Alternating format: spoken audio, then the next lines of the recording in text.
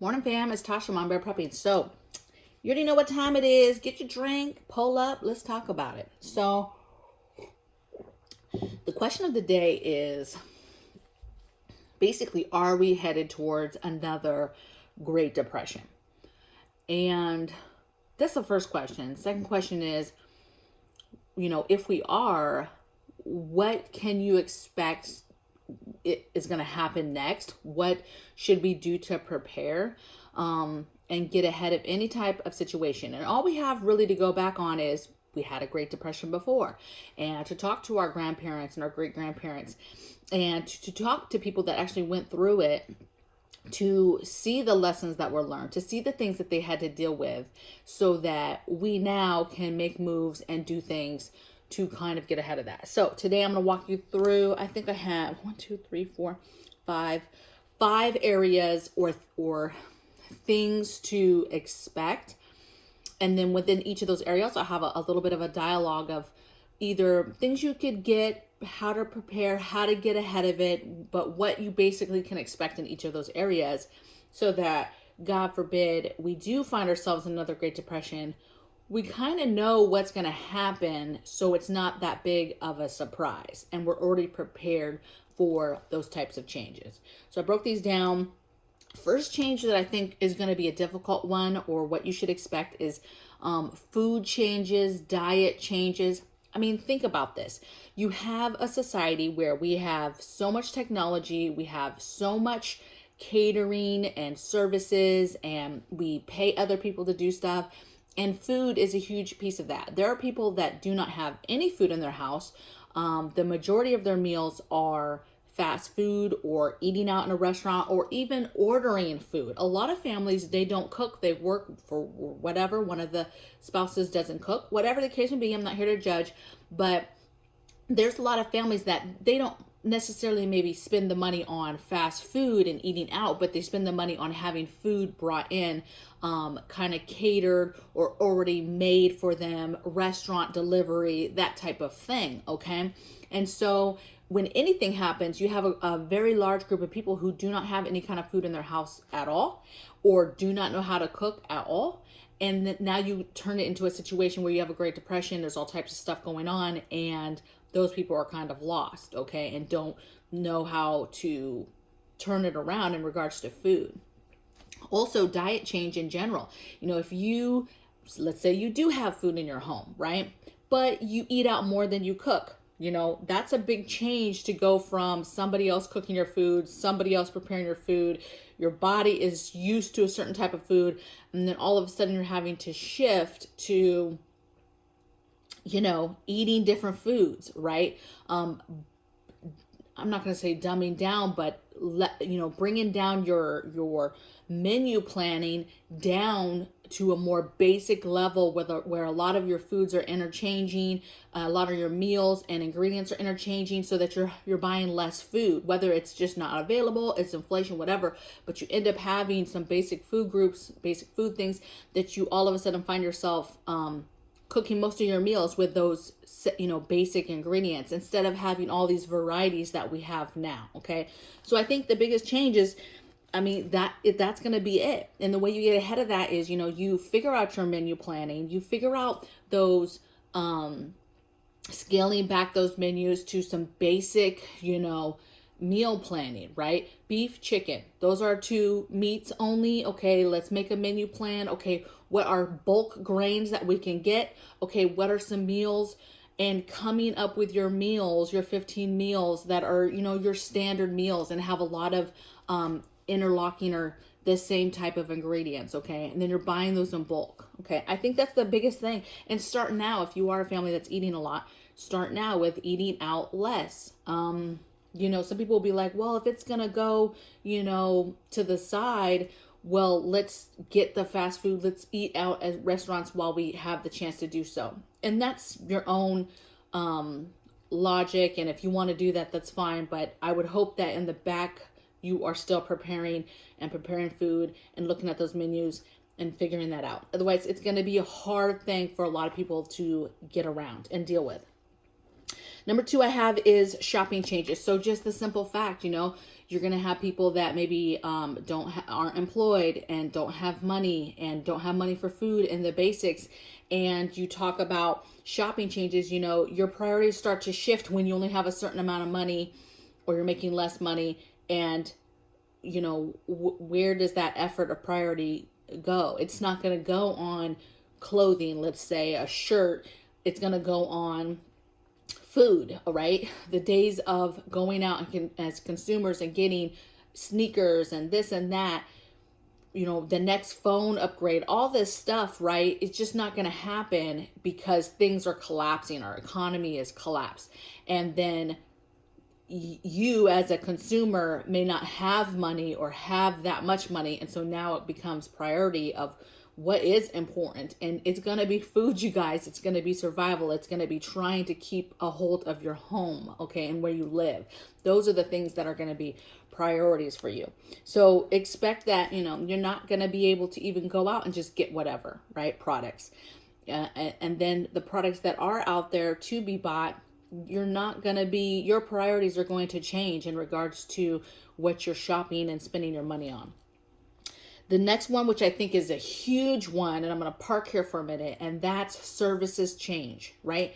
Change in the services. Right now, we are in an economy where I need my nails done, I go. I have an earache, I can go to the doctor. I want to get some stuff dry cleaned, I do it. I have some buttons on something that needs to be altered, I have somebody to go to.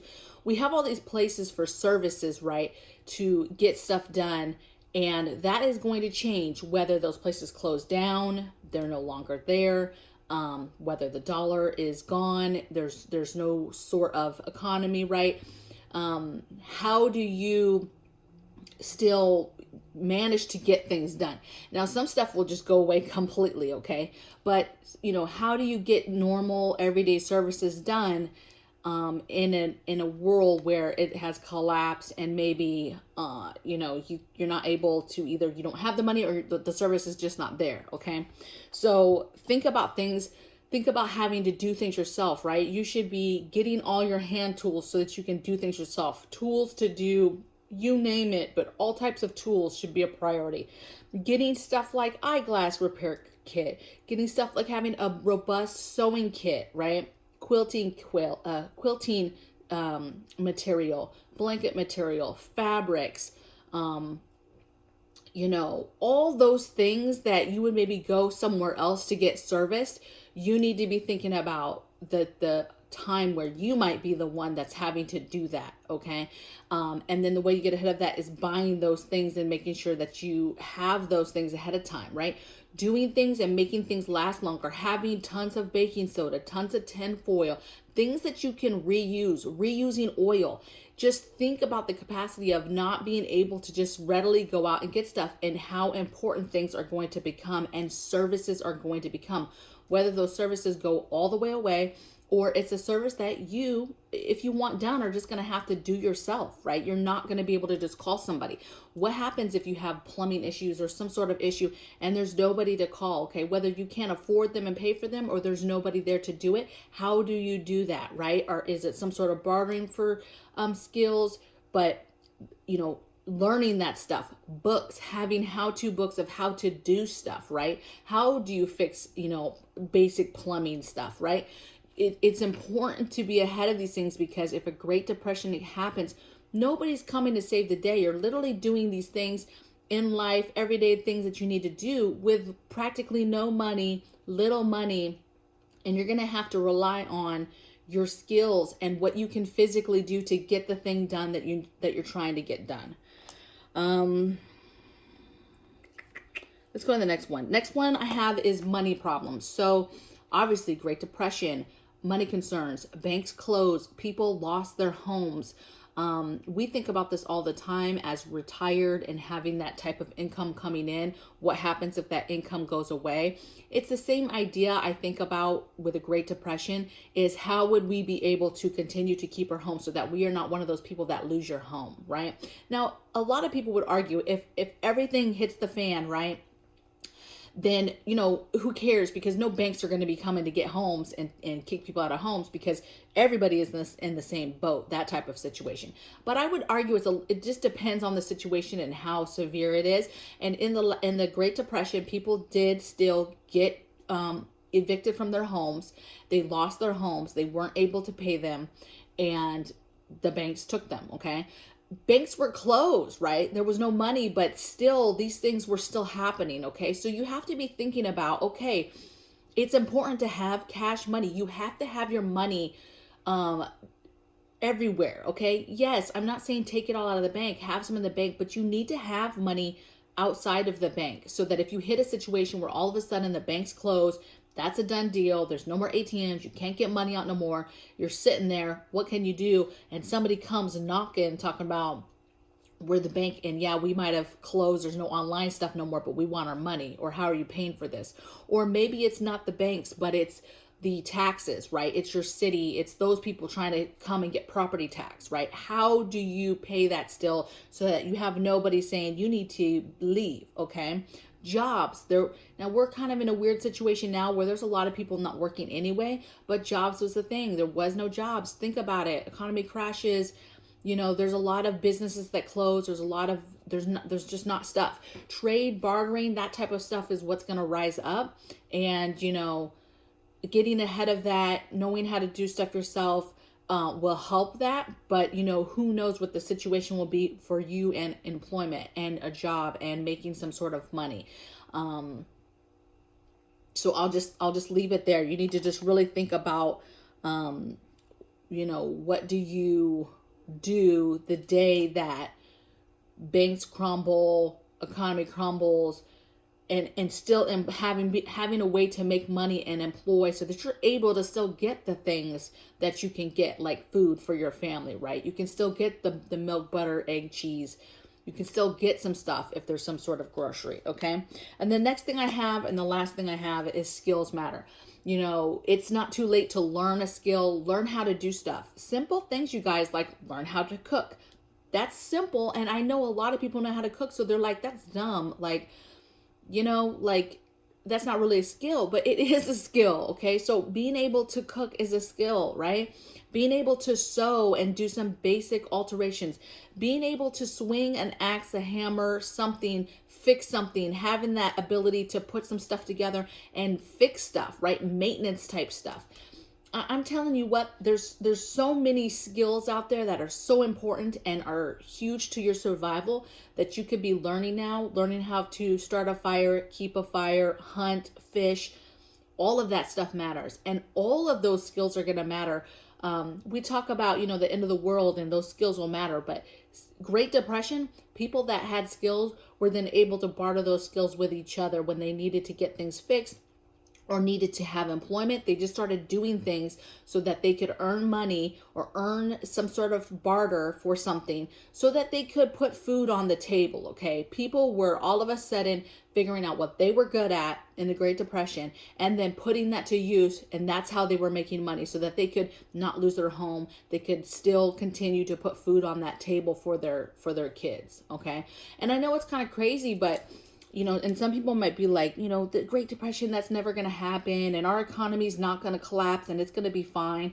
But I would actually argue that our economy is crashing, that it's been crashing for a couple years, but it's on a slow burn.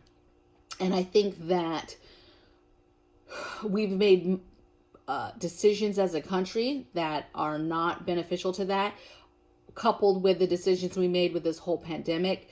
And all of that is a slow burning fire to our, economic, background. Like, I would not be surprised if all of a sudden if it falls out. And I think that we are closer to a Great Depression than not, if that makes sense. Could it not happen? Maybe not. And I hope it doesn't. I hope that everything stays the same. But let me tell you, nothing has been normal this year. This year, last year, nothing has been normal. And if anything, it just keeps getting weirder and weirder. So take it for what it is. I'd love to hear in the comments below what your thoughts are on Great Depression. Do you think we're going to come across a Great Depression? Do you think an economic collapse could happen, or is going to happen, or is near to happening? You know, how do you feel about these things? Skills and being able to do things for yourself, and think about your family and what you would do for employment, and to be able to keep food on the table, and to be able to keep your home, okay? To be able to keep your car, to be able to still live in a world that would change, okay? These changes I just talked about, that's what you can expect, okay? So I'm excited to see the comments, and I'll see you guys on the next video. Take care. Bye.